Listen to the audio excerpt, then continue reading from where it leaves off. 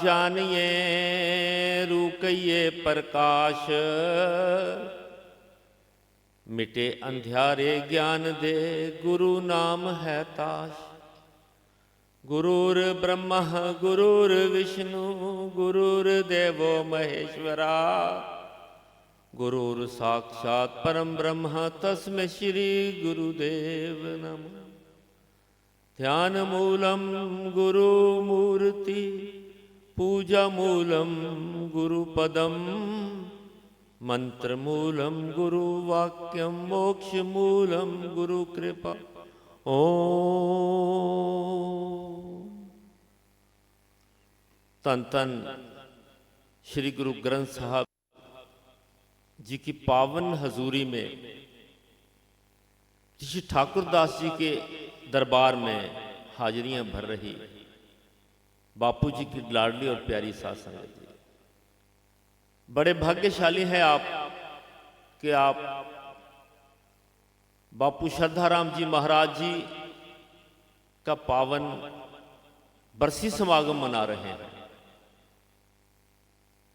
ये अवसर बहुत कम मिलते हैं। बड़ी अच्छी किस्मत है हमारी कि हम दरबार में आते हैं, नतमस्तक होते हैं और बापू जी की खुशियां प्राप्त करते हैं। बापू श्रद्धाराम जी ने सारा जीवन भक्ति की, सारा जीवन नाम सिमरन किया, सारा जीवन गुरबानी का जाप किया और गुरबानीमयी हो गए। उन्होंने 101 सहज पाठ 606 दिन में किए और उनको सारी गुरबानी कंठ हो गई। जब कभी भी कोई गलत उच्चारण करता तो वही टोक देते, कहते बेटा ऐसे नहीं ऐसे बोलना है। भाव है कि उनके हृदय में गुरबानी समाई हुई थी। उन्होंने नंदाचौर को नंदाचौर धाम बना दिया, वैकुंठ की धरती बना दी।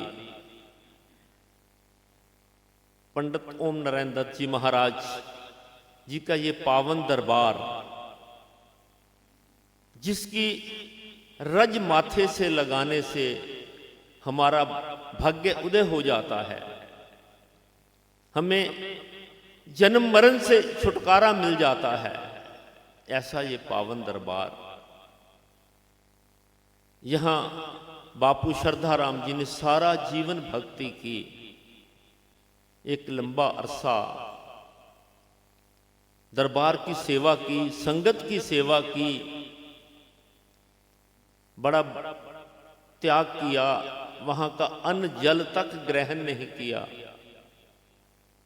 सुरमा पीसा, उसी से अपने जीवन का निर्वाह किया और जो बच गया वो गोलक में डाल दिया। ऐसे महान संत दुनिया में बहुत कम होते हैं। उन्होंने हमें यही सिखाया कि भक्ति करनी है, नाम का सिमरन करना है, उठो जागो, प्रेमा भक्ति करो, उस मालिक की शरण में बैठो। उन्होंने माघ के महीने की कथा आरंभ की, इसीलिए की कि संगत सुबह सुबह हर रोज दरबार में आए, नतमस्तक हो और अपने जीवन को सार्थक करे। महापुरुष ही ऐसी बातें समझाते हैं। ये सब कहां से मिलता है? सत्संग से मिलता है। सत्संग से ही हमारे जीवन में करुणा आती है, हमारे जीवन में वैराग उत्पन्न होता है। वैराग क्या है? महापुरुष समझाते हैं कि अपने मन को संसार से हटाकर उस प्रभु की तरफ लगाना ही वैराग है। बुल्ले शाह कहते थे ना, इधरों पुटना ते उधर लगना। भाव है ये मन जो कंट्रोल में नहीं आता, इसको वश में करना है। ये सब कुछ महापुरुष ही समझाते हैं, गुरु के सनद से ही प्राप्त होता है। अगर हम गुरु की शरण में जाएंगे, गुरु की आज्ञा का पालन करेंगे, उनके पद चिन्हों पर चलेंगे, उनके बताए हुए रास्ते पे चलेंगे, तो हमारा जीवन सार्थक हो जाएगा। बापू श्रद्धाराम जी महाराज जी की एक जौहरी जैसी नजर थी। वो देखते ही इंसान को पहचान लेते थे। बापू भानुदत्त जी जब उनके पास पहले आए तो उन्होंने दूसरे दिन ही उनको नामदान दे दिया, अपना शिष्य बना लिया। तो दरबार के प्रधान स्वर्गीय राममूर्ति जी ने कहा कि महाराज जी, हम तो कब से नामदान की फरियाद कर रहे हैं, लेकिन आपने तो हमें नामदान नहीं दिया। इनको पहली विजिट में पहली बार आने पर ही नामदान दे दिया। तो बापू श्रद्धाराम जी कहते हैं, बेटा ये दुध कड़िया होया सी। भाव कि ये इस काबिल थे कि इन्हें नामदान दे दिया गया। बापू गुरदास राम शर्मा, एक बार बापू श्रद्धाराम जी, बीबी चिंती, बीबी माया और भक्त गुरादास जी को साथ लेकर चंडीगढ़ चले गए बापू गुरदास राम शर्मा जी के पास। बापू गुरदास राम शर्मा जी घर में नहीं थे, तो महाराज श्रद्धाराम जी उनको पंचकुला के जंगलों में ले गए। वहां पर क्या देखा कि एक झरने के पास खड़े होकर एक टांग पर सिमरन कर रहे थे। ये पहचान बापू श्रद्धाराम की है, जौहरी जैसी नजर कि कौन सा जीव किस काबिल है। उन्होंने संत महेंद्र सिंह जैसे, कर्नल अमर सिंह जी ऐसे महापुरुष हमको दिए। सबसे बड़ी बात कि उन्होंने हमें ऋषि ठाकुर दास जैसे गुरु दिए, जिन्होंने अपने जीवन में भक्ति करके अपने आप को गुरु जैसा बना लिया। इतनी सेवा की, इतनी सिमरन किया कि सब हदें तोड़ दी। आपको बता रहे थे ना राम सेवक जी कि 12 साल बापू श्रद्धाराम जी ने कहा कि दरबार में नहीं आना, तो उन्होंने एक बार कहते ही स्वीकार कर लिया। जबकि बापू हरनाम जी ने कहा कोई बात नहीं, तो उन्होंने कहा नहीं, मेरे गुरुदेव ने कहा है, मैं उनकी आज्ञा का पालन करूंगा। 12 साल भक्ति की, सेवा की, सिमरन किया, जगह जगह पर मंदिर बनाए, अपने मिशन को आगे बढ़ाया। ऐसे गुरु, ऐसे महापुरुष संसार में बहुत कम मिलते हैं। एक बार बापू हरनाम जी महाराज नंदा चौर में धूप में बैठे, आम चूस रहे थे, तो बापू श्रद्धाराम जी, बापू ऋषि ठाकुर दास जी महाराज उनको नतमस्तक होने के लिए आए। तो बापू जी ने उन्हें कुछ आम दे दिए, बेटा ये लो प्रसाद और खा लो। ऋषि ठाकुर दास जी महाराज उस प्रसाद को लेकर आ गए, वो आम चूस लिए, यहां तक कि उसकी गुठलियां और उसके छिलके भी चूर्ण बनाकर खा गए। जब बापू हरनाम जी को इस बात का पता चला तो उन्होंने कहा कि तुमने तो नंदा चौर को ही लूट लिया है। भाव है कि ऐसे संत, ऐसे सेवक, ऐसे गुरु दुनिया में बहुत कम आते हैं, जिनका एक ही मिशन होता है दुनिया का उद्धार करना, दुनिया की सेवा करनी। वो अपने लिए कुछ नहीं करते, लेकिन सारा जीवन संगत की सेवा ही करते हैं।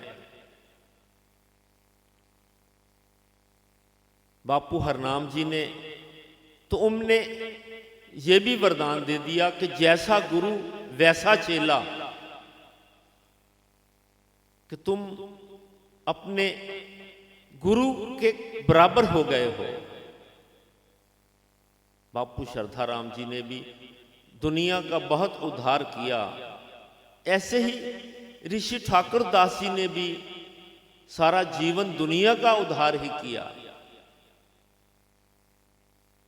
हमें उनसे ये शिक्षा लेनी है,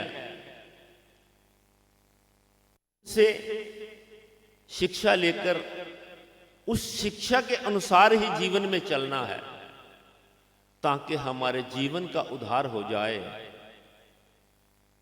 ताकि हम उस राह पर चल सकें जिस पर वो हमें चलाना चाहते थे।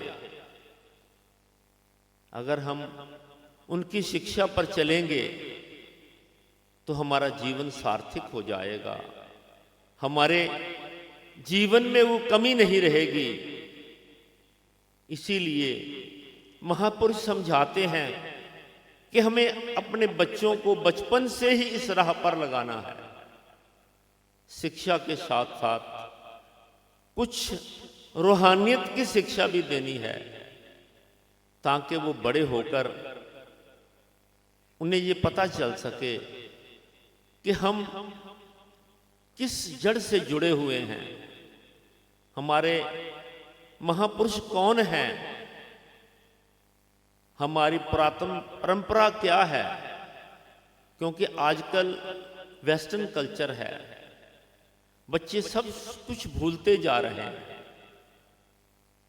हमें उन्हें बचपन से ही मूल मंत्र का जाप, गायत्री मंत्र का जाप जैसे शिक्षा देनी है।